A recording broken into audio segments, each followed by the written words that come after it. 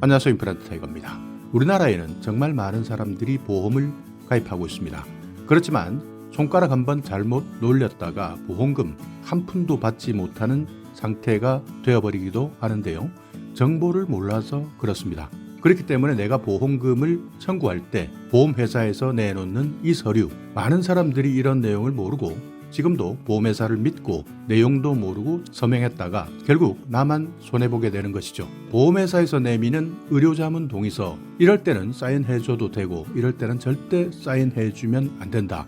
만약 이런 상황이 생겼을 때 내가 보험사에게 당당하게 내 권리를 요청할 수 있는 방법에 대해서 알아봤는데요. 제가 보험에 전문 지식이 없기 때문에 손해사정사 올바듬에 직접 전화해서 알아봤습니다. 자, 함께 확인해 보시겠습니다. 안녕하세요. 안녕하십니까. 지난번에 손해사정사 선임권 영상이 나간 이후에 댓글에 많은 사람들이 문의가 들어왔는데, 어떤 사람들은 서류에 사인 한번 잘못해버려가지고 보험금을 전혀 못 받게 됐다. 근데 이 내용을 보니 의료자문 동의서더라고요. 근데 보통 사람들이 의료자문 동의서 여기에 사인 안 하게 되면 보험금을 못 받는 줄 알고 무조건 사인해 줘버리는데, 이것 때문에 문제가 많이 생기고 있습니다. 그래서 급한 경우 보험금을 받아야 되는 경우에 여기에 사인하지 않으면 보험금 안 나가니까 무조건 사인하세요, 이렇게 이야기를 해버리면 어떤 강 큰 사람들이 사인 안 해줄 수 있을까 걱정이 많이 되던데요. 일단 의료자문 동의서, 이게 뭡니까? 정확하게. 네, 의료 자문 동의서를 설명하기 위해서 잠깐 보험금 지급 과정을 설명드리겠습니다. 네. 실손보험을 예를 들어보겠습니다. 먼저 보험 소비자가 보험금을 청구합니다. 그러면 보험사는 특별한 사정이 없는 한 3영업일 이내에 보험금을 지급하게 되어 있습니다. 여기서 3영업일, 이게 정확하게 모르는 사람들이 계시는데, 3영업일이라는 게 영업을 하는 날짜, 그러니까 휴일을 제외하고 3영업일 이렇게 이야기하는 거죠. 그러니까 만약 금요일 날 신청했으면 토요일, 일요일 빼고 월, 화, 수요일 이전까지 보험금을 지급해야 된다, 이건가요? 네, 맞습니다. 네. 네, 이 과정에서 보험사에서 이 서류만으로 보험금 지급이 충분하지 않다고 판단하는 경우 조사를 안내하고 조사를 진행하게 되는데요. 그러면 서류 심사로 충분하지 않다라고 판단하는 경우가 많이 있나요? 대부분 보면 서류 심사에서 다 결정돼 버리고, 또는 서류 심사에서 어떻게 결정되든 그냥 수용해 버리는 경우가 많은데, 만약 서류 심사가 아닌 다른 심사라면 어떤 심사를 이야기하는 거죠? 네. 금융감독원 보도에 따르면 1년에 약 300만 건 정도가 이런 경우가 있으니까 꽤 많다고 할 수 있고요. 추가 조사가 필요하다고 하는 경우에는 현장에 나와서 여러 자료들을 추가로 병원을 방문해서 자료를 습득한다든지 이런 과정이 있게 되는데, 이 조사 과정 중 하나로 의료 자문을 요청받게 되는 경우가 있습니다. 의료 자문에 동의하게 되면 환자가 갔던 병원이 아닌 보험사에서 선정한 의료기관에 소속된 전문의에게 의학적 소견을 구하게 됩니다. 그러면 환자가 다니는 병원이 말하는 의료 자문에 대해서, 또는 이런 내용을 못 믿겠다, 그래서 우리가 알고 있는 병원에 가서 자문을 구해 볼 테니 의료 자문 동의서에 사인해, 이런 식으로 절차가 이루어진다는 건가요? 예, 맞습니다. 그러니까 의료 자문이란 환자가 치료한 병원의 서류가 부족하거나, 또는 방금 말씀 주신 것처럼 나의 주치의의 소견을 좀 신뢰할 수 없을 때 다른 의료기관에 질의하는 것을 의미합니다. 그러면 이럴 때는 의료비가 과다하게 청구됐다, 이런 경우가 많이 있겠네요. 네, 그런 것도 주된 사례 중에 하나입니다. 그렇다면 여기에 사인을 하지 않으면 보험금 안 주겠다, 지금 여기에서 문제가 생기는 건데, 네, 그런데 문제는 이것을 사인하게 되면 오히려 보험금을 못 받는다, 이런 말들도 있거든요. 네. 어떤 게 맞는 것인지 헷갈리는 경우가 많이 있는데, 사인을 꼭 해줘야 될 때는 어떻게 해주는 것이 가장 현명한 판단인지 한번 설명 좀 해주시고, 이럴 때는 절대 사인을 해주지 마라, 해야 될 때는 또 언제인지 두 가지 한번 예를 들어서 설명해 주신다면 어떻게 저희가 알아들을 수 있을까요?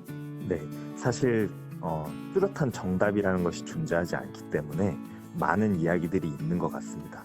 그러나 정리를 해보면 의료 자문이라는 것을 반드시 거부하는 것만이 정답은 아닙니다. 왜냐하면 약관상 보험회사도 보험사고의 조사를 위해서 자문 등의 조사 과정을 받을 권리가 있기 때문에 여기에 그냥 무조건적으로 거부를 하게 되면 보험금 지급이 계속 보류될 수 있기 때문에 그것만이 정답 능사는 아닙니다. 그러면 현실적으로 어떻게 해야 되느냐? 의료 자문 동의 요청을 받았다면 정확하게 환자가 먼저 이해를 하시고 그 이해가 되면 그때 그 내용이 합리적이라면 서명을 해주시면 됩니다. 이해가 된다는 말은 도대체 어떤 부분이 부족해서 이런 서류들을 추가로 동의를 받아야 되는 건지, 그러면 그 조사 과정은 앞으로 어떻게 진행될 것인지를 충분히 설명해야 됩니다. 그리고 현실적으로 여기서 한 가지 더 팁을 드리자면 합리적인 이유를 설명 요청했다면 보험사에서 이런저런 이유들을 이야기를 할 수 있을 것인데요.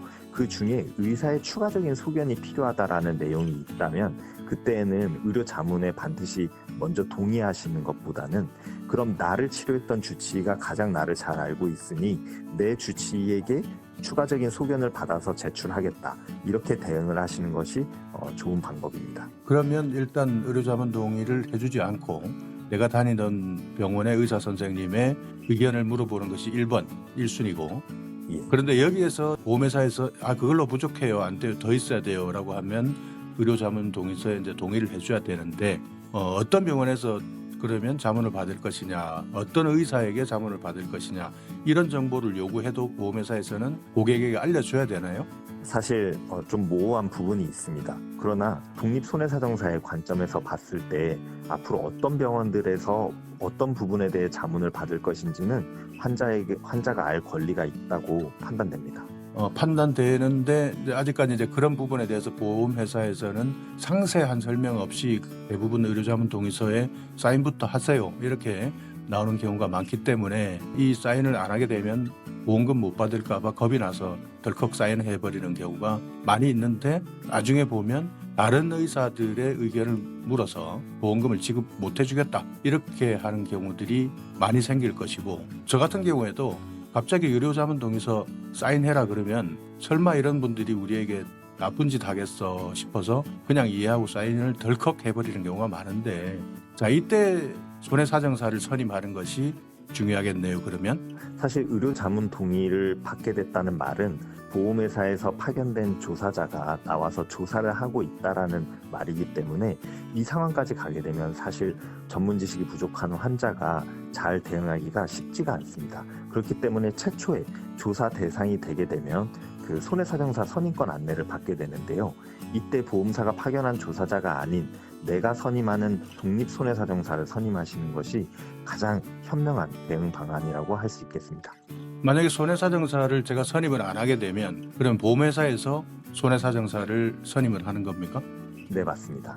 그럼 보통 일반 사람들은 손해사정사 하면 변호사 같은 어떤 수임료 이런 것들도 내야 될 것이고, 또는 뭐 성공 사례를 받는다든지 뭐 이래서 그런 비용들이 부담스러워서 손해사정사 선임, 이게 내 돈 내고 이것까지 해야 되느냐 이렇게 착각하시는 분들이 많지 않습니까? 지난번 영상에서도 손해사정사 선임권, 이것은 내가 내는 돈은 10원도 없다, 공짜다, 전부 다 보험회사에서 모든 돈을 낸다, 이렇게 제가 설명을 드렸는데, 그러다 보니 또 자연스럽게 의문을 가지시는 분이 손해사정사에게 결국 돈 주는 사람은 보험회사인데 그러면 이 사람들 보험회사 편들어 주는 거 아니야?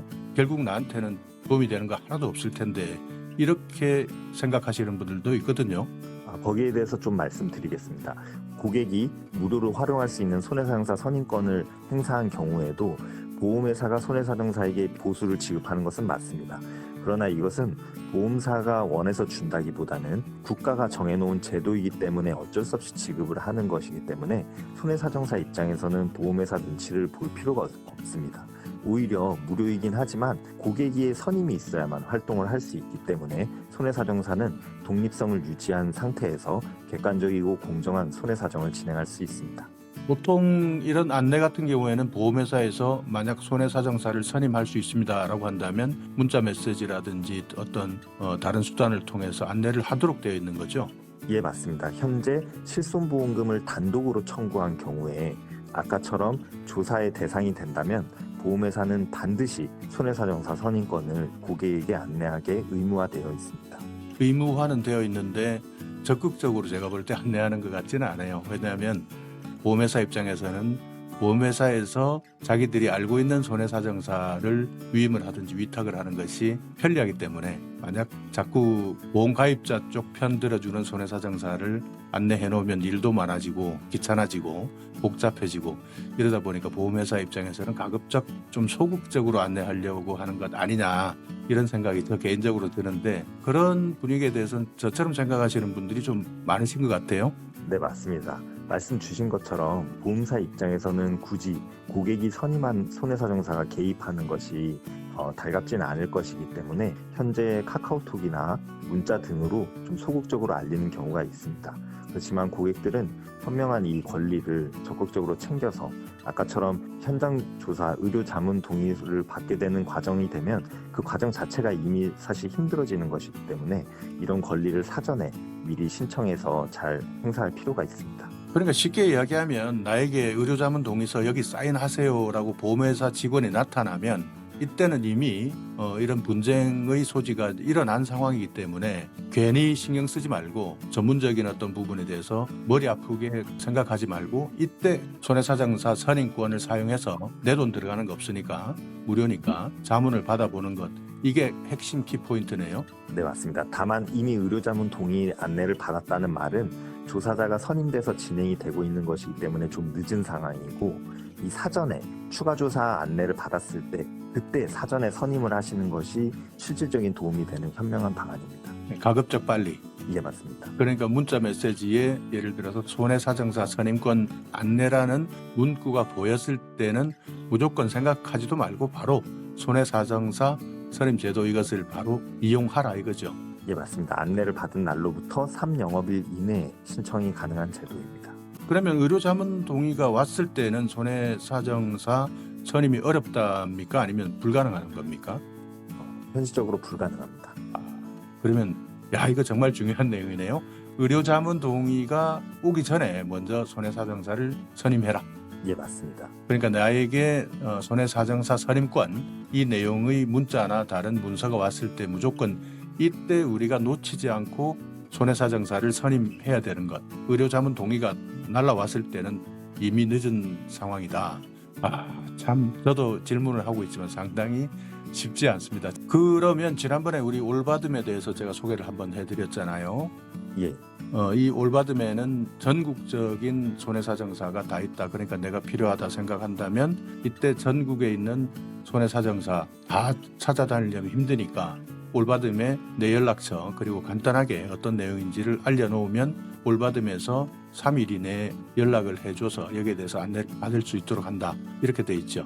예, 맞습니다. 현실적으로 모든 손해사정사분들이 이 손해사정사 선임권 제도를 인지하고 계신 것이 아니고 또 보험사로부터 제한적인 보수를 받다 보니 이 업무를 하시지 않는 분들도 많습니다. 그래서 저희가 이 손해사정사 선임권을 하시려는 뜻있는 손사분들을 이 올바듬 사이트에 모셔두었으니까 편리하게 이용하실 수 있습니다. 그러니까 이제 다른 사람들은 이제 이것 하려면 무슨 앱을 설치해야 되느냐 뭐 이렇게 물어보는 사람들도 있는데 그냥 검색 엔진 네이버에 들어가서 올바듬 치고 들어가서 누르고 여기에서 손해사정사 선임권 관련 문의만 해놓고 내 연락처만 알려놓으면 거꾸로 올바듬에서 연락이 어떤 손해사정사가 가장 전문성이 있는지를 배정을 해서 바로 연락이 간다 이 말씀이죠. 예, 맞습니다. 예. 자, 근데 이제 한 번 더 짚고 넘어야 될 게 의료자문 동의 여기에 보면 이런 것들이 왜 문제가 되고 있느냐 여기에 대해서 한번 설명해 주시면요. 예, 문제점을 두 가지로 요약해 볼 수 있습니다. 첫 번째는 절차의 문제입니다.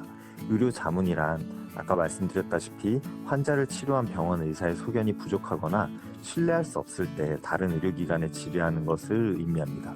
그러면 우선 환자가 치료했던 병원 의사의 주치의의 소견을 먼저 들어보고 납득이 되지 않으면 자문을 요청하는 것이 마땅하지만 실제로는 환자 병원의 소견서 등을 받지도 않고 의료 자문 동의서부터 사인을 받는 경우가 많습니다.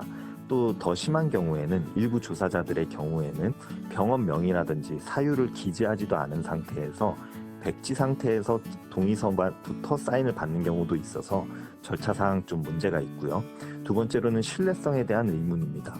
보험회사가 의뢰한 의료자문기관은 그 의사 선생님에 대해서 개인정보 보호라는 명목 하에 어떤 선생님이 자문을 했는지 그것을 밝히지 않고 있습니다.